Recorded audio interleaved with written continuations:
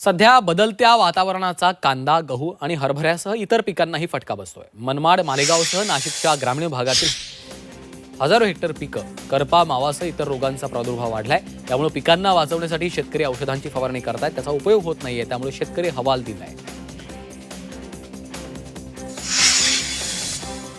जालन्यातील जाफराबाद तालुक्यात ऊसाच्या क्षेत्रात वाढ झाली. गेल्या 2 वर्षांपासून पाण्याच्या पातळी नदीमध्ये कायम टिकून राहिल्यानं या भागातील शेतकरी ऊसाच्या पिकाकडे वळले.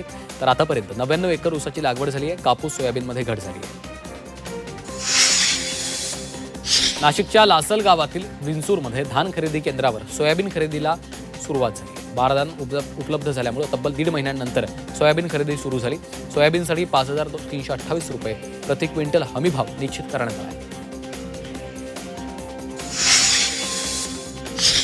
भंडाऱ्याच्या सिव्हिल लाईन तालुका कृषी अधिकारी कार्यालय परिसरात तांदूळ महोत्सवाचं आयोजन केलं. यात अनेक शेतकरी सहभागी झालेत. त्याच्या माध्यमातून शेतकऱ्यांना तांदूळ, डाळवर्गीय पिकं सोबतच बचत गटाच्या माध्यमातून तयार करण्यात आलेल्या वस्तू यांची उत्पादकते ग्राहक थेट विक्री होणार आहे.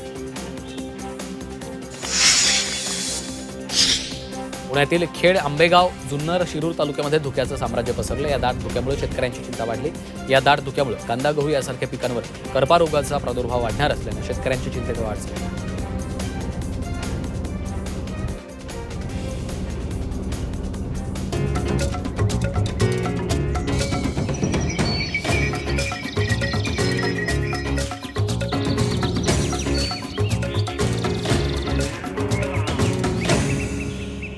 पीक पाणी पॉवर्ड बाय ऊस पिकाच्या भरघोस वाढीसाठी नेचर केअर फर्टिलायझर्सचे खत ग्रीन हार्वेस्ट.